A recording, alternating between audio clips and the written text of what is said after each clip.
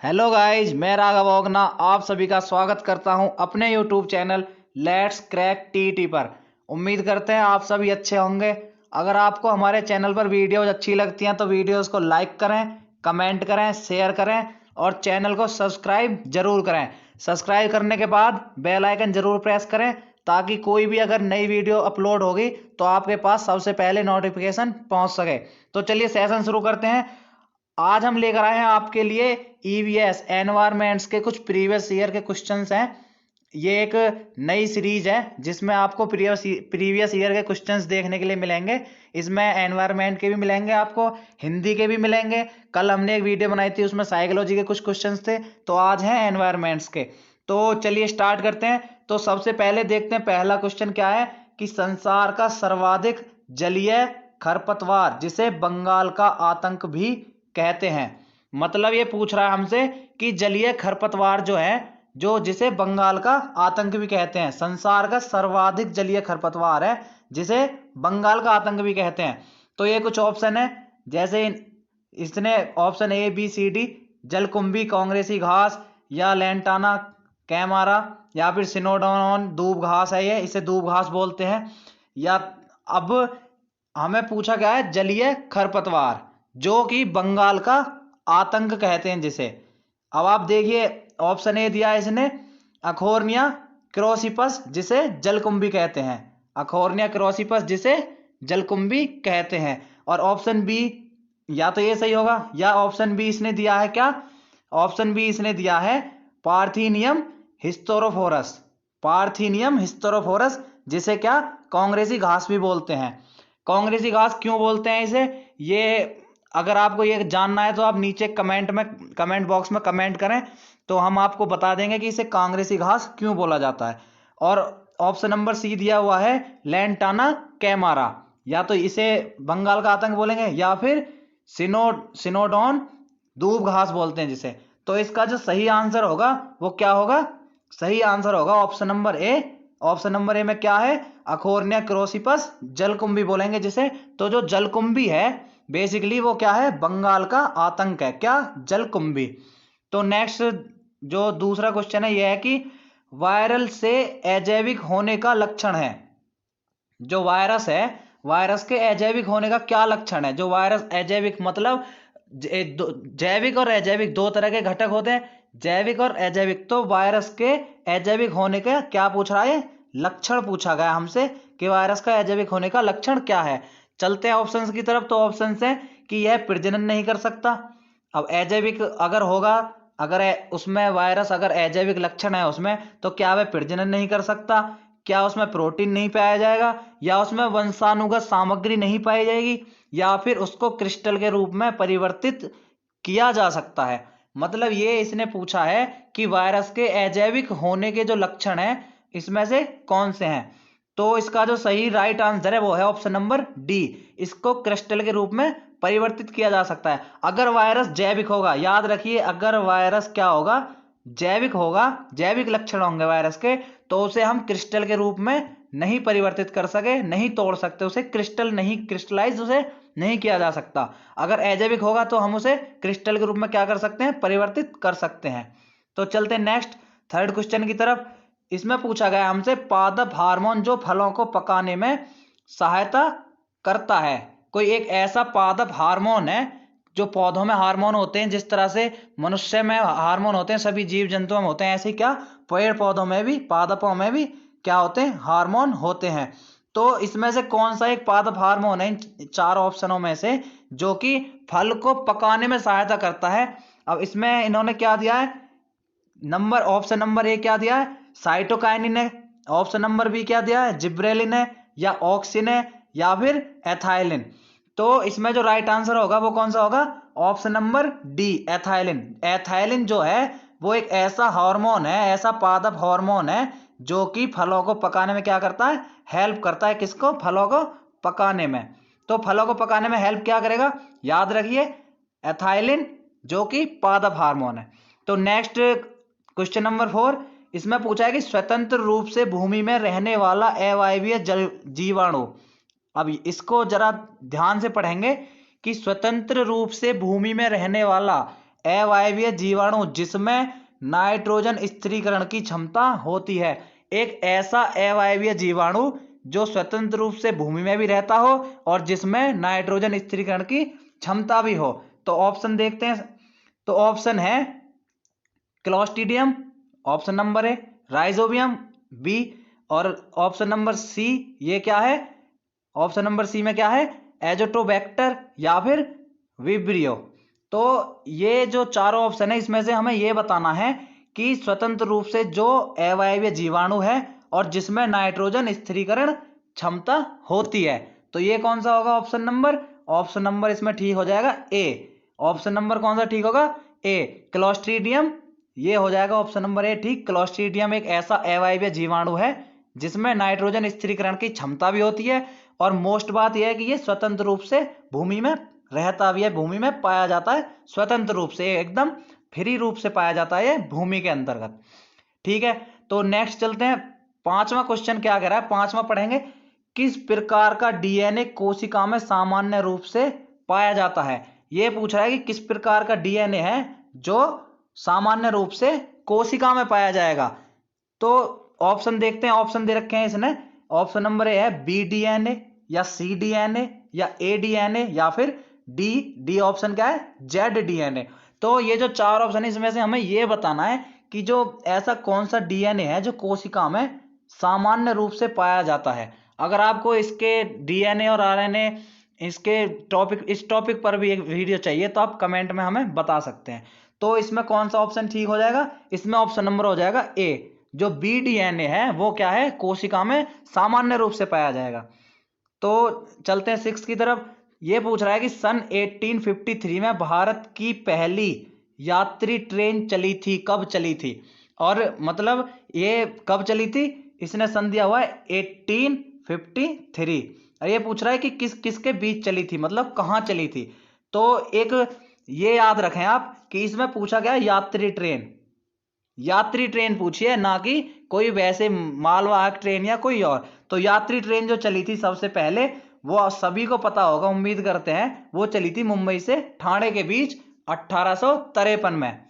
आपको ये भी पता होगा कि ये जो ट्रेन चली थी 1857 की जो क्रांति हुई थी 1857, तो ट्रेन जो थी इन्होंने बहुत महत्वपूर्ण भूमिका निभाई थी 1857 की क्रांति के लिए। क्योंकि जो हमारे स्वतंत्रता सेनानी थे वो क्या करते थे, पोस्टर चिपकाते थे ट्रेनों में, क्योंकि वहां पे सब सफर करते थे, हर वर्ग का इंसान, हर वर्ग के मनुष्य क्या करते थे, सफर करते थे। तो इस तरह से जो ट्रेन है ये 1857 क्रांति के लिए भी महत्वपूर्ण मानी जाती हैं। ये एक एक्स्ट्रा फैक्ट हमने आपको बताया। तो अगर आपको वीडियो अच्छी लग रही है तो वीडियो को लाइक करें। चलते हैं नेक्स्ट क्वेश्चन की तरफ।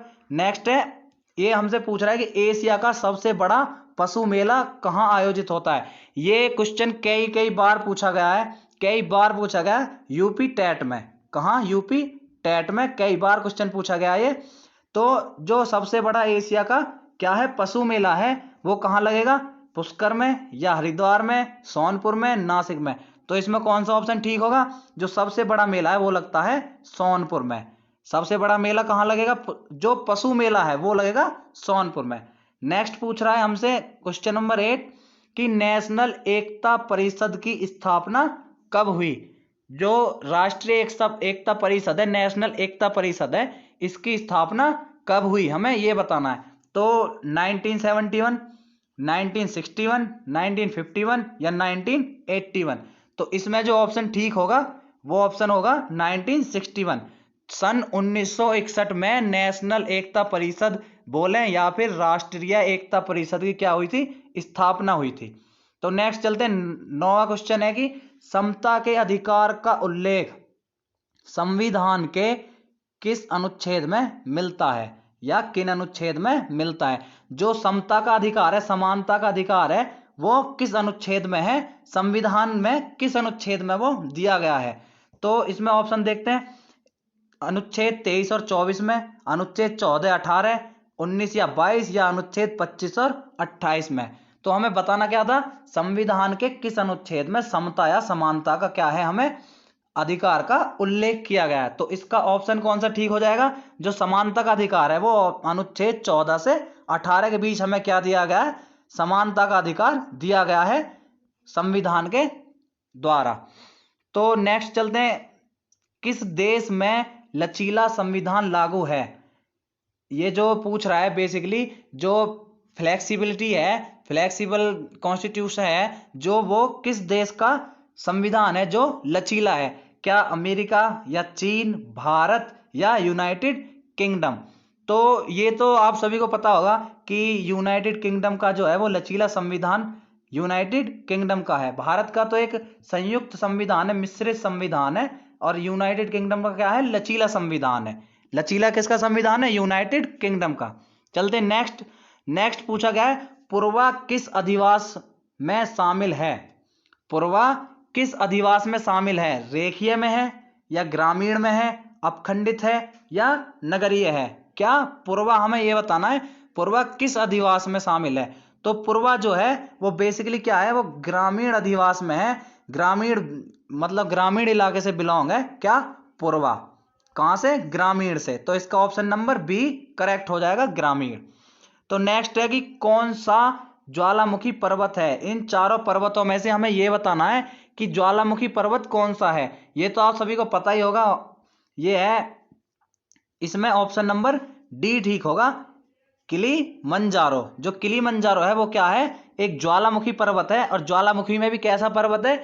जो जागृत ज्वालामुखी पर्वत है, वो किलिमंजारो। नेक्स्ट चलते हैं। नेक्स्ट है 13वां क्वेश्चन, हमसे पूछ रहा है एलिफेंटा द्वीप अवस्थित है या स्थित है? कहां पर स्थित है? जो एलिफेंटा द्वीप है वो कहां पर स्थित है, ये हमसे बेसिकली पूछा है। तो ऑप्शन नंबर ए मुंबई तट पे है, ऑप्शन नंबर बी गोवा तट पे है, ऑप्शन नंबर सी कच्छ तट पे है, ऑप्शन नंबर डी गंगा तट पे। बताना क्या है? एलिफेंटा। तो जो एलिफेंटा जो द्वीप है वो बेसिकली कहां पे है? मुंबई तट पे है। तो कौन सा ऑप्शन ठीक हो जाएगा इसका? मुंबई तट, ऑप्शन नंबर ए।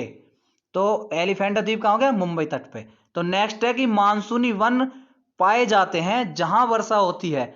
हमें यह बताना है कि जो मानसूनी वन है कहां पाए जाएंगे? जो मतलब जहां पे वर्षा सेंटीमीटर में अधिक होगी, मानसूनी वन वहीं पाए जाते हैं। तो देख लेते हैं ऑप्शन।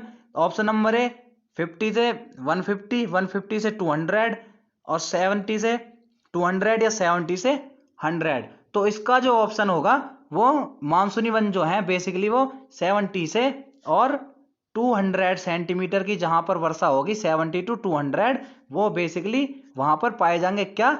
ये पाए जाते हैं मानसूनी वन 70 से 200 के बीच। और बेसिकली अगर देखें तो जो मानसूनी वन है वो ज्यादातर जो पाए जाते हैं, सबसे घने जो पाए जाते हैं, अगर आप इसे माने आप गोलार्ध, अगर ये हो गया और इधर ये हो गया नॉर्थ पोल, ये हो गया साउथ पोल, तो यहां से जीरो, ये 0 डिग्री होता है, ये 23.5, इधर भी 23.5। तो बेसिकली यहां से और 5 डिग्री ऊपर और 5 डिग्री नीचे, ये जो क्षेत्र है 5 डिग्री ऊपर नीचे, इसे बोलते हैं डोलड्रम का इलाका। तो ये डोलड्रम का जो इलाका है, जो बेसिकली ये डोलड्रम का क्षेत्र है, इसमें क्या होगा? सर्वाधिक क्या पाए जाएंगे? मानसूनी वन, सदाबहार वन जो पाए जाते हैं सर्वाधिक, वो कहां पाए जाते हैं? डोलड्रम के इलाके में, 0 से 5 के डिग्री का जो नॉर्थ साउथ इलाका है। और इसके एक ये भी इंटरेस्टिंग फैक्ट है इसके बारे में कि ये जो शांत पेटी भी इसे बोलते हैं, डोलड्रम या शांत पेटी। तो ये क्या है कि इसमें जो है सिट्रस फ्रूट जितने भी हैं, खट्टे फल, मतलब सिट्रस फ्रूट्स के जो पौधे, पेड़ पौधे होते हैं, खट्टे फलों के पेड़ पौधे, वो भी क्या है? 0 डिग्री से 5 डिग्री के बीच में सर्वाधिक पाए जाते हैं। तो चलते नेक्स्ट। नेक्स्ट है कि कार्बी एलोंग पठार का विस्तार कहां तक है? जो कार्बी एलोंग पठार है उसका क्या पूछा है? उसका विस्तार कहां तक है? तो ये उम्मीद है कि ये आपको पता ही होगा। कार्बी एलोंग तिब्बत का है? नहीं। हिमालय का है? हिमालय का भी पठार नहीं है कार्बी एलोंग। ये कहाँ? शान का भी नहीं है। ये कहाँ का है?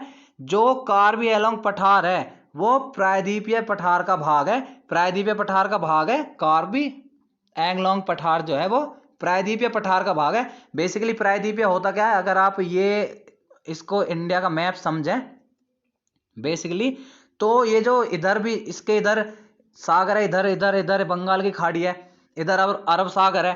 तो ये जो तीनों ओर से ये क्या है? पानी से, जल से घिरा हुआ है, और एक तरफ से क्या है? ये एक तरफ से भूमि है। तो इसे प्रायद्वीपीय प्रायद्वीपीय भारत है ये। तो प्रायद्वीपीय पठार का जो विस्तार है वो कार्बी एंगलोंग जो है, प्रायद्वीपीय पठार जो है उसका विस्तार है क्या, कार्बी एंगलोंग। तो नेक्स्ट 16वां देखते हैं, भारत में महिलाओं के लिए आरक्षण की व्यवस्था कहाँ है। जो भारत में महिलाओं के लिए आरक्षण जो व्यवस्थित हुआ है उसकी व्यवस्था कहाँ पे है, मंत्रिमंडल में है या फिर विधानसभा में है, लोकसभा में है या फिर पंचायती राज व्यवस्था। तो हमें यह बताना है कि भारत में महिलाओं के लिए आरक्षण की व्यवस्था कहाँ पे है। तो आपको शायद ये पता ही होगा ये कहाँ पे है, ये है पंचायती राज व्यवस्था में। जो पंचायती राज व्यवस्था है हमारे संविधान में, उसके अंतर्गत क्या है कि महिलाओं को आरक्षण की व्यवस्था की गई है, आरक्षण की बात की गई है कहाँ पे, पंचायती राज व्यवस्था में। चलते नेक्स्ट 17वां क्वेश्चन ये है, हमसे पूछा है कि किसी राज्य के राज्यपाल की नियुक्ति के लिए, अगर हम राज्यपाल की नियुक्ति के लिए कम से कम उम्र हमें पूछी है, एज पूछी है कि कम से कम क्या एज होनी चाहिए किसी राज्यपाल की नियुक्ति। अगर किसी व्यक्ति को राज्य का राज्यपाल बनाया जाए तो हमसे बेसिकली पूछा क्या है कि उसकी जो नियुक्ति है कम से कम किस एज में होनी चाहिए, मिनिमम एज कितनी होनी चाहिए एक राज्यपाल बनने के लिए। तो 50 वर्ष ऑप्शन ए, ऑप्शन बी 45 वर्ष, ऑप्शन सी 35 वर्ष, ऑप्शन डी 30 वर्ष। तो ये उम्मीद करते हैं आपको पहले से आंसर पता होगा। इसका ऑप्शन नंबर कौन सा ठीक होगा, ऑप्शन नंबर सी 35 वर्ष। अगर कोई भी व्यक्ति राज्य का राज्यपाल चुना जाएगा तो मिनिमम जो एज होगी उसकी, मिनिमम एज कितनी होगी, 35 ईयर्स। तो मिनिमम एज हो गई 35 साल। नेक्स्ट हमसे पूछा है कि अनुच्छेद 356 का जो प्रथम बार प्रयोग कब और कहां हुआ। जो अनुच्छेद 356 है उसका प्रयोग हमसे पूछा है कि प्रथम बार कब और कहां हुआ। तो ऑप्शन देख लेते हैं, जम्मू और कश्मीर 1956, केरल 1959, बिहार 1958 या मध्य प्रदेश 1957। तो बेसिकली इसका अगर आंसर हम देखें तो अनुच्छेद 356 का सर्वप्रथम प्रयोग हुआ था, कहां पे हुआ था, ये हुआ था केरल में 1959 में। केरल में 1959 में क्या हुआ था, अनुच्छेद 356 का सर्वप्रथम प्रयोग हुआ था। नेक्स्ट चलते, नेक्स्ट हमसे पूछा कि नगर निगम द्वारा कौन कौन से कर लगाए जाते हैं। कौन सा कर ऐसा है इनमें से जो नगर निगम लगाता है, चुंगी कर या फिर गृह कर या फिर मनोरंजन कर या ये उपरोक्त सभी। तो नगर निगम जो है बेसिकली चुंगी कर भी लगाता है, ये आपको पता होगा, गृह कर भी नगर निगम ही लगाता है, मनोरंजन कर भी नगर निगम लगाता है। तो अगर ये तीनों सही है तो इसमें ऑप्शन कौन सा ठीक हो जाएगा, उपरोक्त सभी, ऑप्शन नंबर डी इज क्या हो जाएगा, ऑप्शन नंबर डी राइट होगा। क्यों, क्योंकि नगर निगम चुंगी कर भी लगाता है, गृह कर भी लगाता है और मनोरंजन कर भी लगाता है। तो उपरोक्त सभी जो है इसमें सही हो जाएगा। नेक्स्ट और लास्ट क्वेश्चन है जो हमारी, तो ये है कि भारत में जो थारू जनजाति है कहाँ निवास करती है। जो भारत में थारू जनजाति है वो कहाँ निवास करती है। तो इसमें ऑप्शन दे रखे हैं कि उत्तराखंड में, उत्तर प्रदेश के तराई क्षेत्र में या झारखंड में या फिर अफ्रीका में। तो बेसिकली अगर इसका आंसर देखें तो इसके ये जो उत्तराखंड और उत्तर प्रदेश के तराई क्षेत्र, इसके दोनों आंसर जो है ठीक है। लेकिन ये यूपी टेट 2019 का क्वेश्चन है और उसमें जो आंसर की में जो दिया गया है आंसर, वो क्या दिया गया है, उत्तर प्रदेश के तराई क्षेत्र में, जबकि थारू जनजाति कहीं ना कहीं उत्तराखंड में भी निवास करती है। तो लेकिन अगर एग्जाम में पूछा जाएगा तो आप क्या टिक करेंगे, उत्तर प्रदेश के तराई क्षेत्र में, क्योंकि यही आंसर की में सबसे सही सटीक क्वेश्चन, सबसे सटीक आंसर इसका माना गया था कि उत्तर प्रदेश के तराई क्षेत्र में थारू जनजाति निवास करती है। तो ये कुछ प्रीवियस ईयर के क्वेश्चन थे। उम्मीद करते हैं आपको वीडियो पसंद आई होगी। अगर वीडियो पसंद आई है तो वीडियो को लाइक करें, कमेंट करें, शेयर करें, सब्सक्राइब जरूर करें चैनल। मिलते हैं अगली वीडियो में, तब तक के लिए राम राम, सत श्री अकाल, अस्सलाम वालेकुम। जो भी आप कनेक्ट कर पाए, धन्यवाद।